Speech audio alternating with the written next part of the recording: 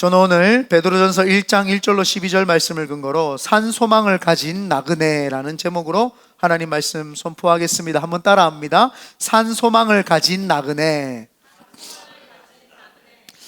이제 오늘부터 베드로 전후서를 이제 강해 설교를 좀 하려고 합니다.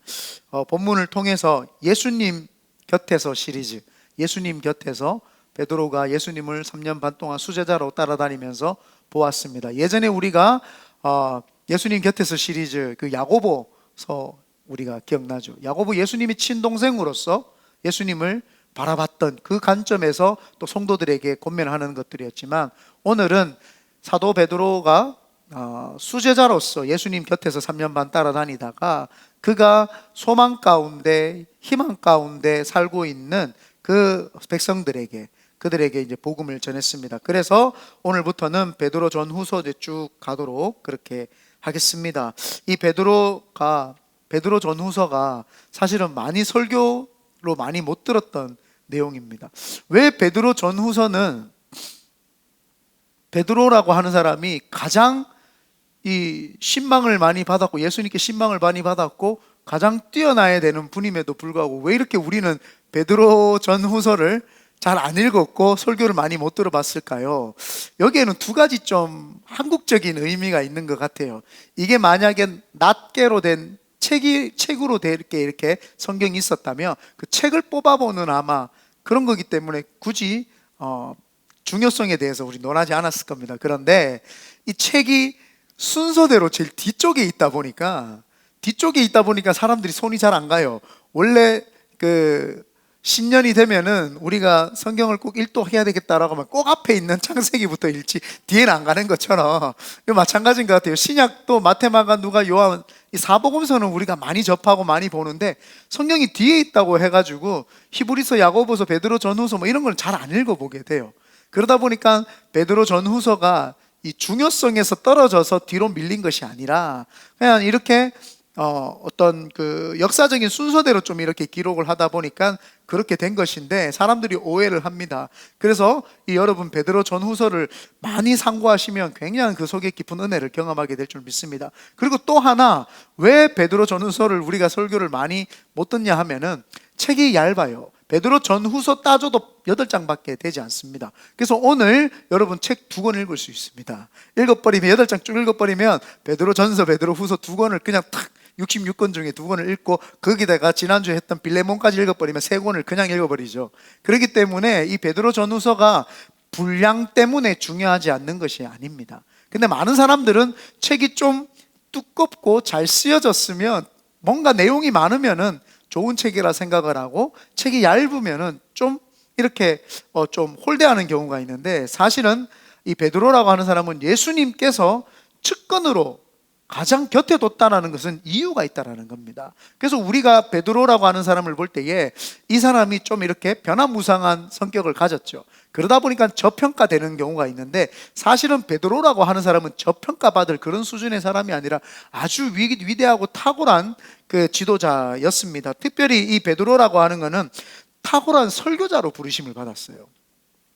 베드로는 요한만큼 책을 많이 쓰지도 않았어요. 사도 요한은 요한복음, 요한 1, 2, 3서, 요한 계시록까지 썼어요. 근데 베드로는 베드로 전후서밖에 쓰지 않았어요. 그 사람들이 오해를 하죠. 이 사람이 무식해서 책을 안 썼나 보다.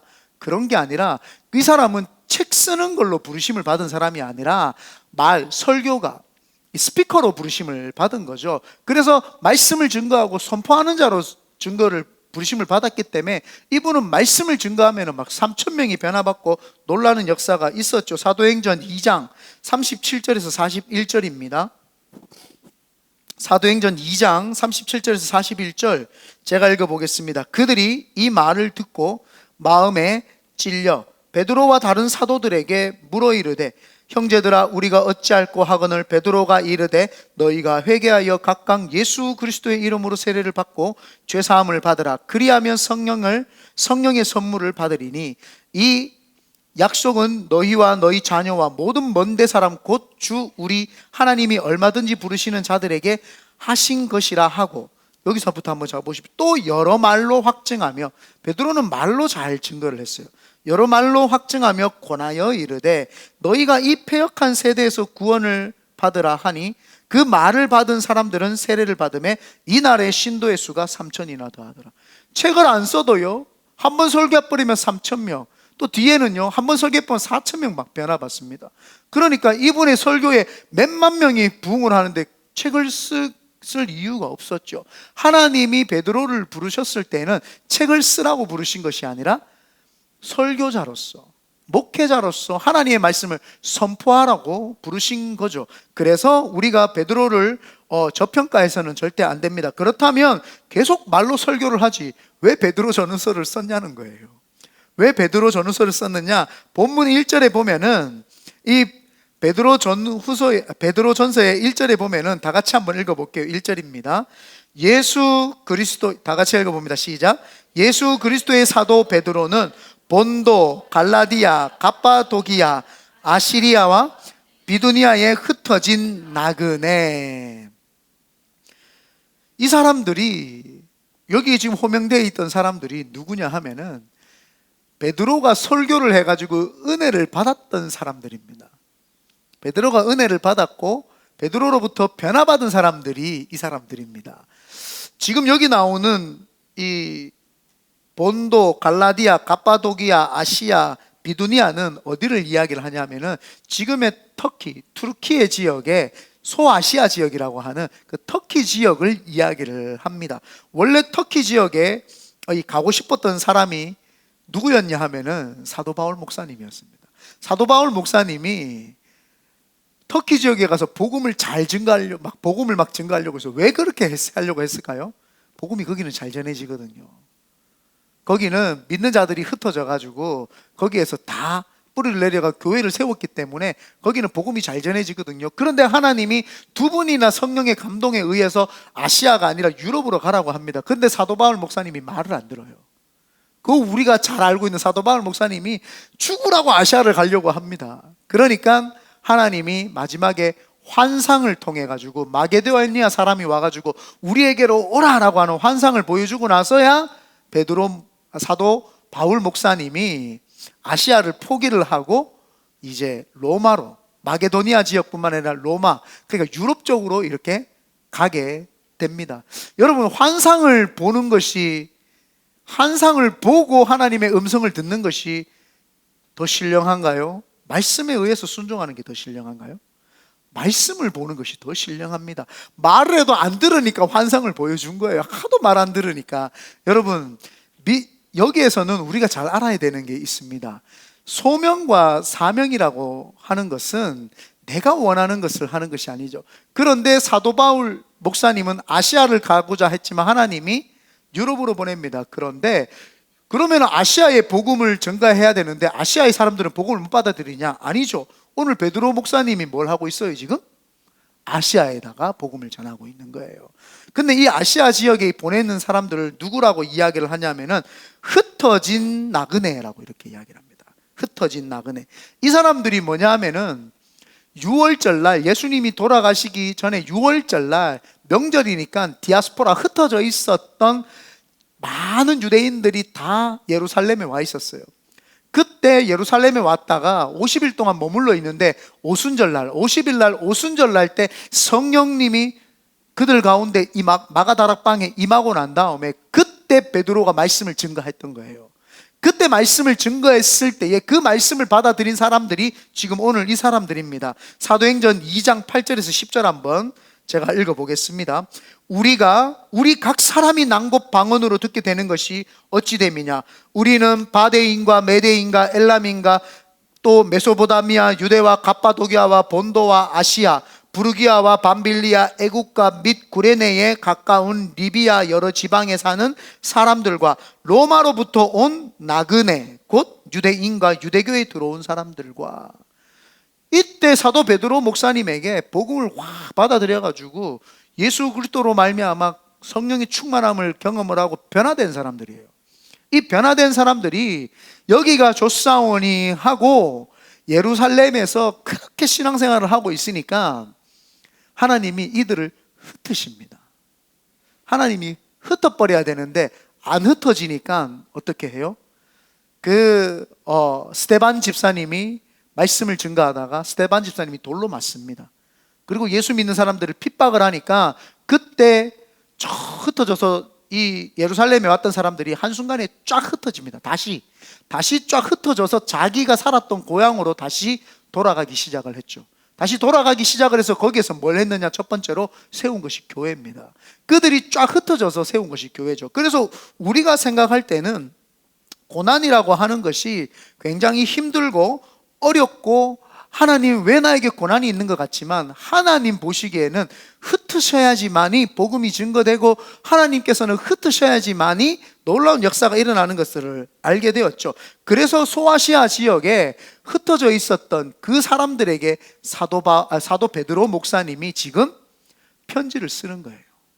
그들에게 편지를 쓰면서 지금 힘들고 어려운 시기에 당신들 믿음 잘 챙겨라, 산 소망을 가지고 잘 챙겨라 라고 이렇게 이야기를 합니다. 그래서 바울 목사님은 유럽이라고 하는 이방인들을 위해서 부르심을 받았고, 베드로 목사님은 할례 받은 유대인들을 위해서 부르심을 받은 거예요. 그러니까 소명과 사명이 둘이가 다른 거예요. 여러분, 우리가 소명과 사명에 대해서 조금 더 깊이 생각해야 될 것은 내가 하고 싶은 것과 하나님이 원하시는 것에 대한 이 격차를 줄이는 게 비전이고 소명이고 사명입니다. 내가 하고 싶은 것을 다 해내고 이루어내는 것은 비전이 아닙니다. 하나님이 원하는 것들을 하고 하나님이 원하는 대로 사는 것, 그래서 내 비전이 있고 하나님의 비전이 있으면 점점 간격을 좁혀내는 것, 그것이 바로 소명이고 사명이죠. 갈라디아서 2장 8절에 보면은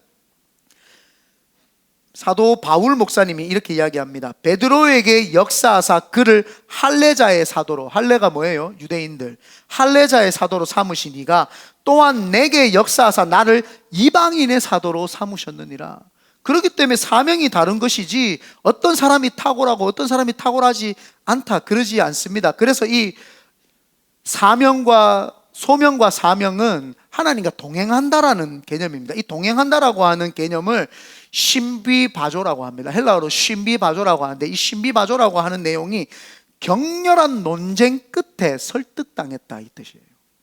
하나님과 동행한다, 하나님과 연합한다, 하나님의 비전을 받아들이고 하나님과 내가 연합을 해서 하나님 원하는 삶을 살겠다라고 하는 것은 격렬한 논쟁 끝에 설득을 당했다 이 뜻입니다.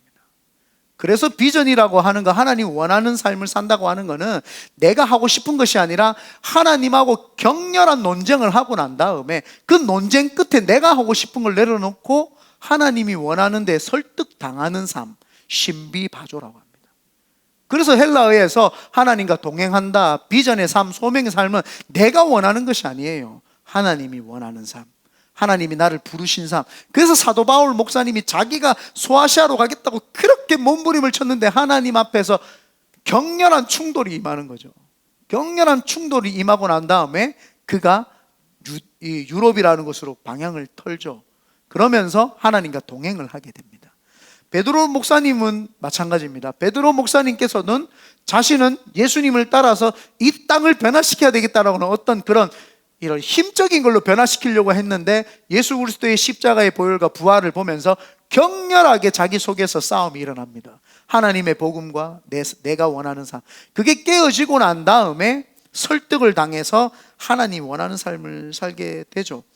그래서 우리에게 중요한 것은 내가 하고 싶은 것을 해내는 게 비전이 아니에요.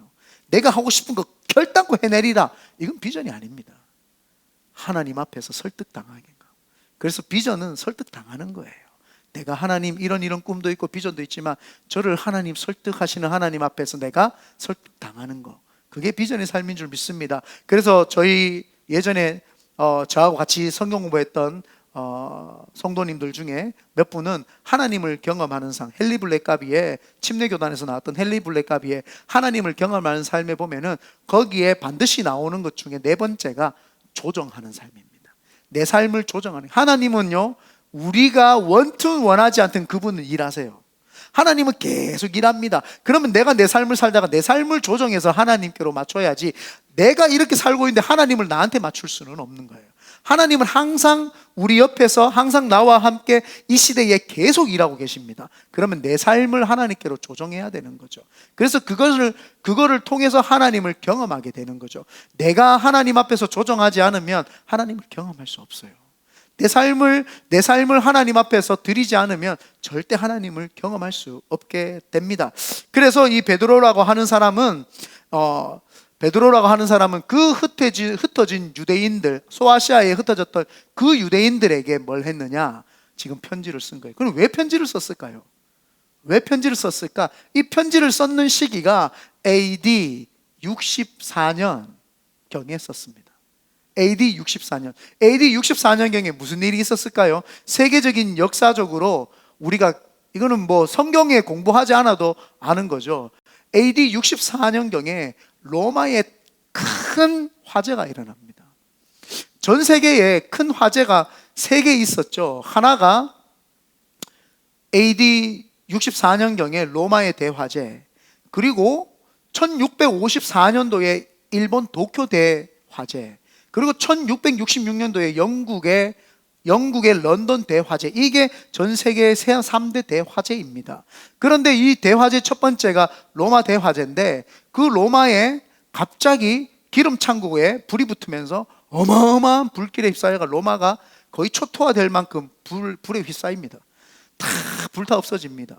그리고 나서 휴왕지에 가 있던 네로 황제가 급히 와가지고 막 그 왕실이나 권력자들이 가지고 있던 재물을 막 풀어가지고 사람들을 진정시키려고 했는데 사람들이 진정이 안 돼요. 항상 문제가 발생을 하면은 문제를 일으킨 사람에게 책임이 돌아가지 않습니다. 가장 높은 사람, 리더에게 책임이 돌아가죠. 교회도 마찬가지입니다. 교회가 잘 운영되다가요, 조금 삐걱대면은 삐걱된 사람에게 하는 것이 아니라 리더자에게 책임이 돌아가게 되어 있습니다. 그래서 리더자는 일을 많이 하는 사람이 리더가 아니라 책임을 지는 사람이 리더자죠. 그래서 우리가 바른 선택과 책임, 하나님 앞에서 우리가 바르게 선택을 해야 하면 책임을 내가 져야 됩니다. 많은 사람들이 하나님 앞에서 내가 선택을 해놓고 책임을 안 지려고 해요. 나는 모른다. 아니에요. 내가 선택을 했으면 죽이 되든 밥이 되든 좋은 것이든 나쁜 것이든 책임을 져내버려야 됩니다. 그래야지만이 그분이 성숙해지죠. 함부로 선택을 하거나 내가 함부로 어떤 것들에 대해서 내가 해서는 안 되는구나. 그 책임을 내가 져야 되는 거예요. 그래서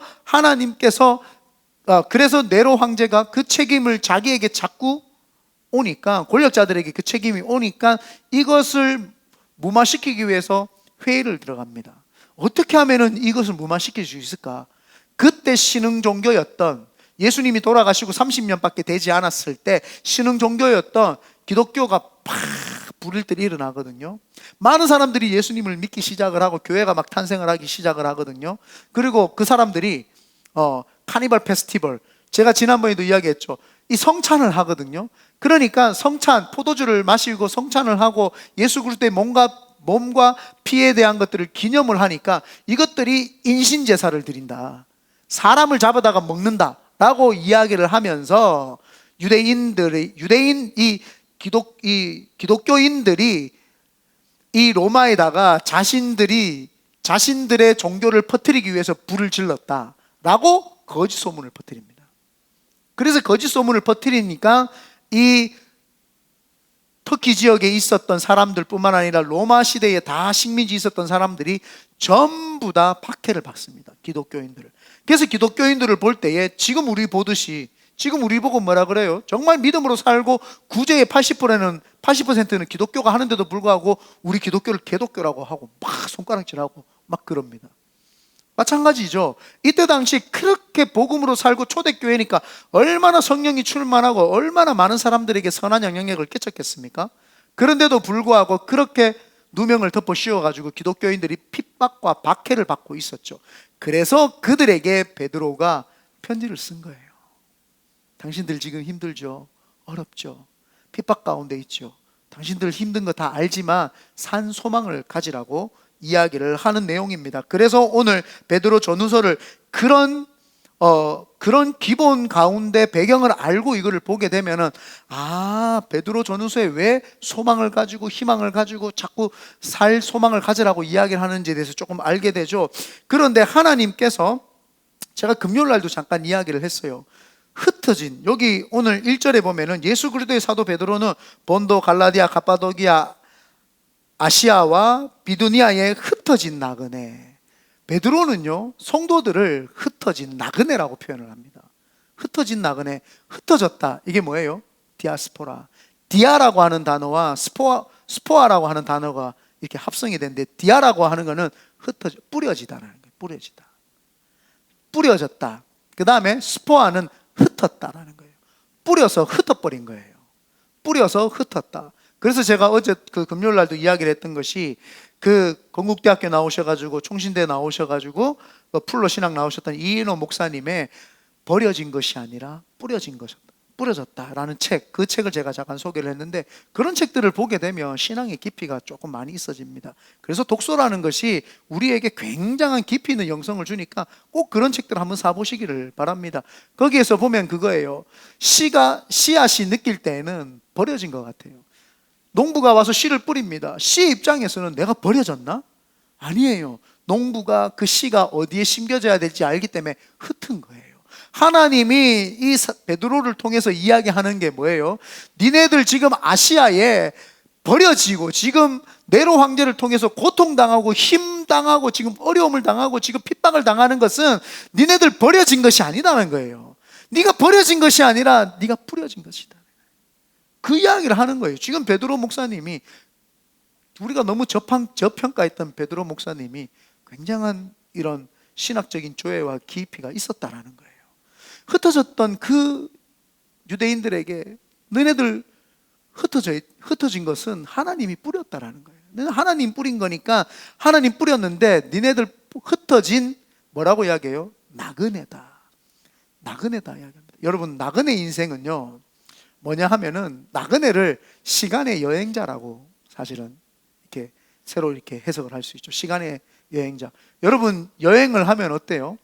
여행을 하다 보면은 때로는 맛집이라고 찾아가는데 맛없는, 관광지여가지고 맛대가리는 없는데 돈만 엄청 받아먹는 그런 곳이 있죠. 제주도에 워낙 중국 사람들 많이 오고 막 하다 보니까 제주도가 타락을 해가지고 막 맛없는 음식점을 갑자기 막 돈을 엄청 비싸게 받고 막 그런 거. 또 우리 동대문 시장에 가면은 거기 광명시장인가 뭐 있어요. 그럼 거기 가면은 부침개 하나가 얼마 전에 보니까 10,000몇 원인데 요만한 거. 그러니까 사람들이 와가지고 완전 바가지를 쓰는 거예요. 우리가 여행을 하다 보면 그런 거 꽤 겪잖아요. 또 어떨 때는 좋은 호텔인 줄 알고 들어갔는데 형편없는 거예요. 이걸 이불을 제대로 갈았는지 안 갈았는지. 그런데 그것 때문에 우리가 낙심하고 좌절하고 내 인생이 왜 그런가 이런 사람 있습니까? 여행 갔으면 아이고 오늘 뭐 재수 없다 생각을 하고 됐다, 막 다음에는 여기 안 오면 된다. 안 가면 돼요. 그죠? 안 가면 된다. 그러지. 그것 때문에 내가 사니 못 사니 법적으로 해결을 해야 되겠다 이런 사람은 없죠. 여행을 하면은요, 왜 그런 걱정을 안 하느냐? 사람이 넉넉해지고 편안해지냐? 집으로 돌아갈 집이 있기 때문에. 내가 다시 돌아갈 집이 있는 거예요. 그게 나그네 인생입니다. 그래서 오늘 찬양이, 세 번째 마지막 찬양이 참 우리에게 감명을 주고 그거 하는 거는, 오늘 피었다 지는 이름 없는 꽃과 같지만 하나님이 우리를 기억하시는 거예요. 우리가 나그네지만 하나님이 나를 만나 주신 거예요. 여러분 어디 뭐 밖에 나가서 뭐 잘났다고 큰 소리 치고 얼굴 내밀 때가 있어요. 우리에게는 선한 게 없습니다. 보소서 주님, 나의 마음은 선한 것 하나 없습니다. 그러나 주님, 그러나 나를 만나 주신 거예요. 우리 나그네 인생이 그런 거예요. 베드로 목사님이 그렇게 이야기를 하는 거예요. 여러분들 지금 로마에서 네로 왕제를 때문에 핍박을 받고 있지만 나그네다. 하나님이 흩어가지고 뿌렸지만 거기에서 당신들 꽃을 피워내고 열매를 일으켜라. 우리는 이 땅에서 잠시 지나가는 나그네라는 거예요. 나그네. 그 나그네 삶이기 때문에 하지 말라는 거예요. 거기에 대해서 너무 신경 쓸 거나 거기에 대해서 너무 목숨 걸 필요 없다는 거예요. 힘들고 어렵고 고통 잠시라는 거예요. 우리는 이 땅에 시간 여행하는 순례자일 뿐이고 나그네일 뿐이고 없어지는 안개와 같은 존재일 뿐이지, 우리는 이 땅에 영원히 살지 않습니다. 우리의 산소망, 여러분 왜 베드로가 산소망이라고 했을까요? 2절에 보면은요, 2절 한번 죄송합니다. 3절에 보면은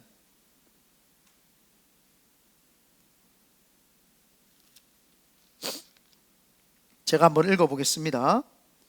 우리 주 예수 그리스도의 아버지 하나님을 찬송하리로다. 그의 많으신 긍휼대로 예수 그리스도를 죽은 자 가운데서 부활하게 하심으로 말미암아 우리를 거듭나게 하사 산소망이 있게 하시며. 왜 산소망이 있다고 했는 거예요? 여러분, 소망 중에도 죽은 소망이 있어요. 그거를 희망이라고 합니다. 여러분, 소망과 희망은 다른 거예요.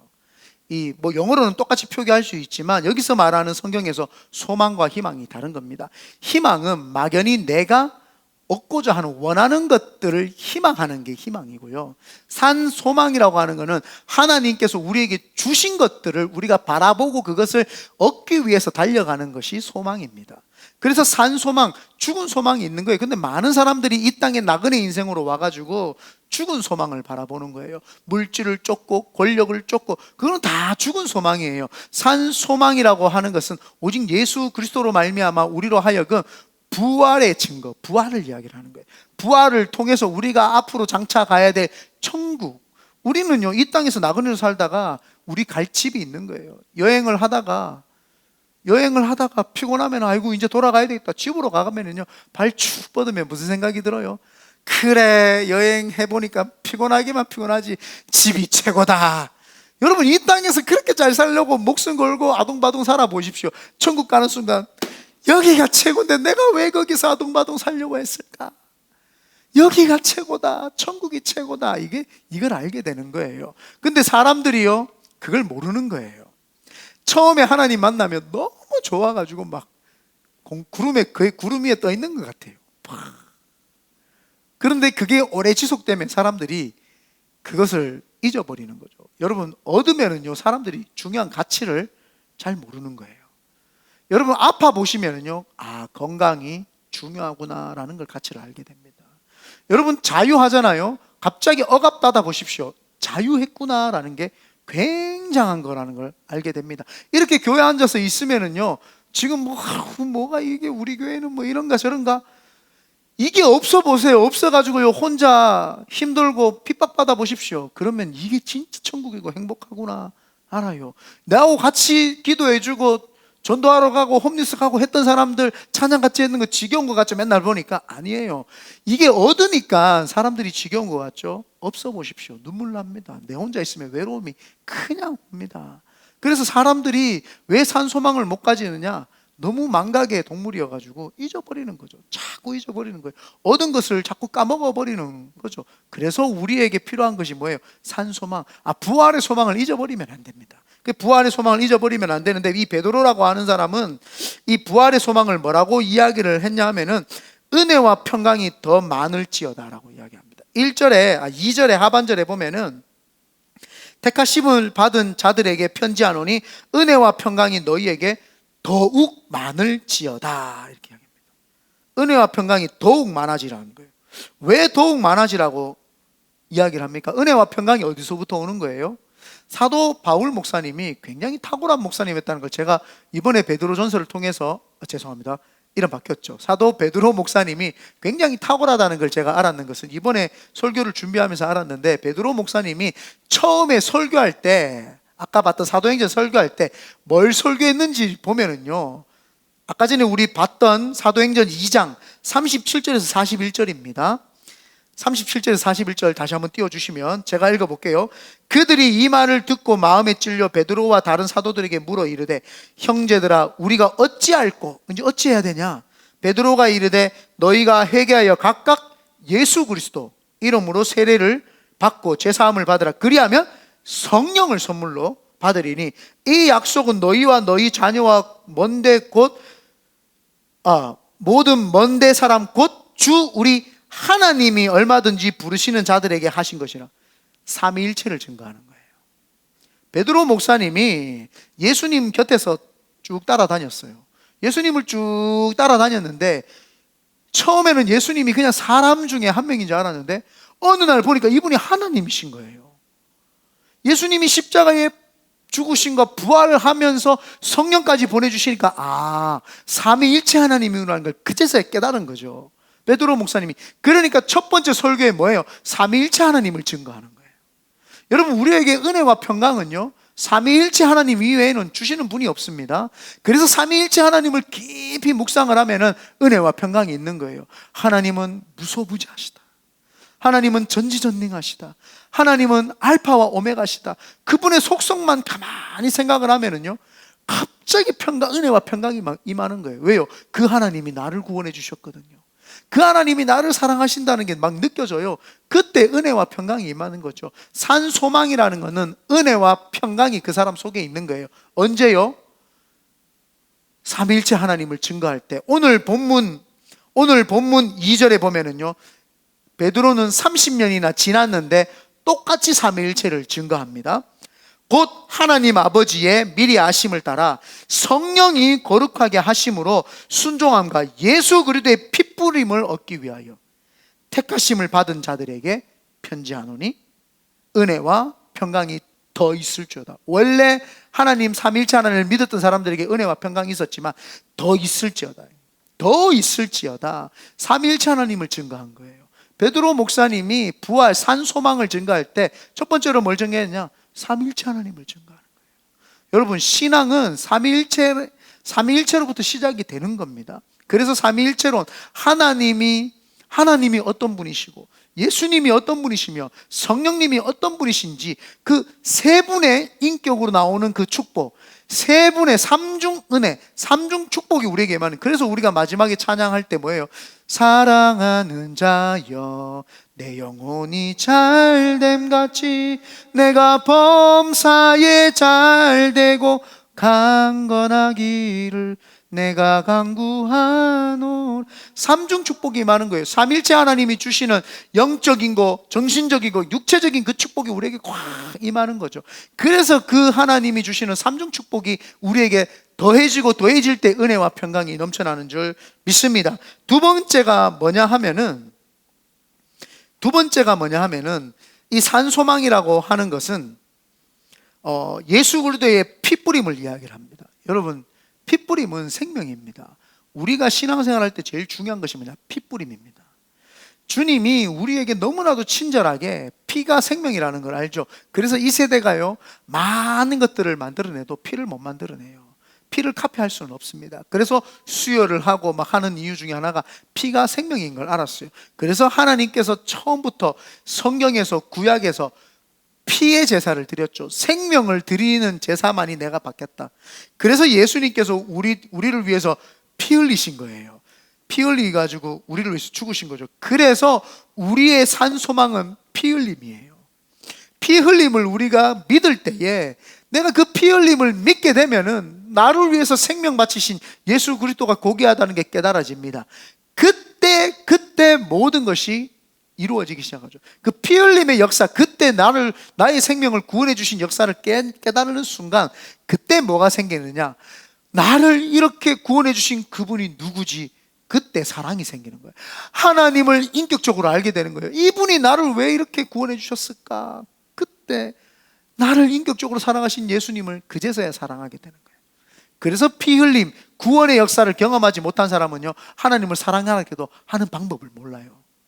왜? 내가 예수 그리스도의 피 흘림, 나를 위해서, 생명을 위해서 죽으신 그 보혈의 피의 은혜와 공로를 모르니까 사랑을 모른다니까요. 사랑하세요 기도 모르는 거예요. 부모의 사랑을 깨닫지 못한 사람은요, 부모가 원망스럽습니다. 나를 왜 이렇게 키웠지? 나를 왜 이렇게 했지? 아니에요. 그 부모도 상처가 많고 그 부모도 어떻게 사랑받는 걸 몰라서 여러분에게 그렇게 대했을 뿐이지, 원초적으로 부모의 사랑이라고 하는 건 사랑입니다. 그 부모님이요, 10개월 동안 나를 뱃속에서 품으시고 낳아가지고 나를 얼르고 달래면서 똥기저귀 다 갈아가면서 먹이고 업히고 재우고 얼레고 달래고 마른 자리 진 자리 다 갈아 누우신 분이 누구예요? 부모예요. 그게 사랑이에요. 근데 그 사랑을 콱 깨달는 순간 사람이 변화가 됩니다. 아, 이게 사랑이었구나. 저분도 상처가 있어가지고 나한테 때로는 화를 내기도 하고 매질하기도 하고 나한테 그렇게 했지만 저게 사랑이었구나. 그걸 아는 순간요, 그 부모의 어깨와 그 부모의 무게가 그제서야 고스란히 느껴지는 거예요. 아, 우리 엄마가 나를 위해 많이 기도했구나. 우리 아버지가 나를 위해서 많이 일하셨구나. 그러면서 이제 그 어깨가 약해 보이고 내가 보듬어 주고 싶고, 그때 되면은 그 자녀가 성장하는 거예요. 그 자녀가 철이 드는 거예요. 우리 부모님을 이해하는 순간 하나님을 깨닫고 하나님을 이해하고 하나님을 사랑하려면요, 핏뿌림 그 생명을 깨닫지 않으면요 모릅니다. 교회를 아무리 다녀도 그냥 오는 거예요. 복만 달라고 하는 거예요. 그냥 나에게 복 주세요, 복 주세요. 오늘 힘듭니다. 직장도 힘들고 이것도 힘들고 다 힘드니까 이거 해주세요. 자꾸 그 이야기만 하는 거예요. 사랑에 대한 이야기가 하나도 없는 거예요. 뭔지를 모르는 거예요. 복음의 핏뿌림이 없기 때문에. 그래서 이 산소망은요, 복음의 핏뿌림에 대해서만 깨달아질 때 그때 산소망이 있는 줄 믿습니다. 이 산소망 나그네들은요 그것만 있으면 되는 거예요. 내가 가야 될 집. 그래서 제가 이 설교를 하면서 가만히 생각을 해보니까 참 내가 목사로서 살 수 있는 것은 참 우리 어머니의 기도였다. 그래서 참 어머니의 기도 아니면 내가 여기 서 있을 수 없다. 제일 처음 제가 하나님을 만나고 깨달은 게 하나님이 나 같은 사람을 너무너무 사랑하신다는 거였어요. 그리고는 그 사랑을 먼저 깨달았던 우리 어머니가 나를 위해서 그렇게 기도해 주셨구나. 막 그게 깨달아지는 거예요. 사람은요 언제 변화되느냐? 사랑을 경험할 때 변화되는 거예요. 이 문자적인 걸 여러분에게 성경 공부한다고 여러분 죽었다 깨어나도 안 변화돼요. 성경 공부 많이 해보십시오. 변화되지 않습니다. 그냥 머리만 이만큼 커져가지고 판단만 하고 있죠. 설교 목사님 설교 이거 아닌데 저거 아닌데. 근데요 이게 현실적으로 나한테 사랑으로 깨닫잖아요. 목사가 무슨 말을 해도 맞다 저게 사랑이다. 이게 모든 게 사랑으로 해석이 되니까 하나도 설교가 이상하게 안 들립니다. 맞다 저게 맞다. 이걸 깨달아지는 거예요. 그래서 성경 공부한다고 변화되는 것이 아니라 성령을 받고 성령 하나님을 인식을 하고 인격적으로 그분을 만나는 순간 그분이 나를 사랑했구나. 예수 그리스도의 보혈의 피가 다 깨달아지고 하나님 아버지가 만세 전부터 택하사 경륜 가운데 섭리 가운데 나를 택정하셔서 지금 예수 그리스도를 믿게 하셨구나. 그게 깨달아지는 순간요 하나님의 아버지의 사랑과 예수 그리스도의 십자가의 사랑과 부활의 은혜와 성령님이 나를 지금 만나러 오셨던 그 카운셀러 해주시는 그 컴포트 해주시는 그 은혜가 막 깨달아지면 사랑이 충만해. 그러면은요 신앙생활이 그냥 재밌어져요. 저 1시간 2시간 교회가 먼 게 아니라 내가 교회를부터 멀리 살은 거죠. 교회가 멀리 있는 게 아니에요. 내가 교회를 떠나가지고 멀리 살은 거예요. 그런데요 하나님 사랑 깨닫잖아요. 먼 거리가 아무렇지도 않습니다. 그냥 오는 게 신바람이 나요. 교회 와서 예배 드리는 게 힘이 나요. 왜? 사랑이 이 속에 있다고 느껴지니까요. 그러면은 막 신바람이 나가지고 막 신앙생활을 하기 시작을 하죠. 그때부터 그 사람이 살기 시작을 합니다. 영이 죽는 사람은요 사랑이 없어서 죽어요. 피에 대한 개념과 깨달음이 없기 때문에요. 근데 영이 살아나는 사람은요 그때 그 피에 대한 공로를 하는 거예요. 내 같은 게 어떻게 구원받았지? 내 같은 게 어떻게 구원받았지? 제가 요즘에 눈물샘이 좀 자꾸 많은 것 같아요. 오늘 일회가 나와가지고 막 그 컴패션 아이들을 위해서 기도를 하는데요, 우리 아들이 기도해서도 그렇지만 그 컴패션 아이들에게도 하나님의 그 보혈의 피가 들어가면 어떻게 막 눈물이 나는 거예요. 제가 요즘에는 그런 어떤 뭐라고 하죠? 좀 휴머니티적인 거에 눈물을 많이 흘리는데 옛날에는 그렇지 않았어요. 자다가 벌떡 일어나면은 엄청 많이 눈물을 흘렸어요. 내가 어떻게 선교사가 되었지? 내가 어떻게 목사가 되었지? 내가 어떻게 구원받았지? 그 생각을 하면요 막 복받치는 거예요. 막 눈물이 나고 또 울고. 중국에서 제일 많이 울었어요. 중국에서 선교하는데 눈 떠보니까 내가 중국 선교사로 와 있네. 막 한없이 눈물이 나는 거예요.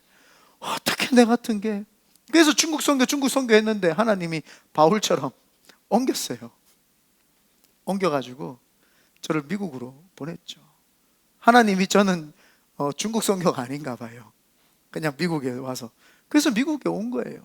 그리고 나서도요, 여러분들한테 제가 뭐 말은 안 하지만 집에서 혼자 기타 치고 찬양을 하면은 내가 어떻게 목사가 되어가지고 그냥 여기 미국의 실리콘밸리에 여기 산호세 지역에 앉아가지고 지금 찬양을 하고 있지? 내가 도대체 무엇이간데? 사람이 무엇이간데? 하나님이 나를 공고하시고 나를 지켜보시는가? 눈물이 막 나기 시작을 해요. 가만히 있어도 눈물이 나요. 그러니까요 개척교회 목사가 쉽지 않잖아요. 근데 하나도 안 힘들어요. 힘이 나요. 산 소망이 있는 거예요. 보혈의 피가 내 속에 가득 차는 게 또 느껴지는, 또 울고 그러면은요 하나님 내 속에 꽉 차 있는 게 느껴져요. 그러면 신앙이 힘들지 않아요. 신앙이 힘들지 않고 어렵지 않고 더 힘이 나서 하나님 원하는 삶을 막 살겠다고 발버둥 치게 되고 막 그렇게 됩니다. 그러므로 우리는 베드로전서를 통해서 이 산 소망을 가지고 오늘도 소망을 가지고 살게 되시기를 예수님의 이름으로 축원드립니다.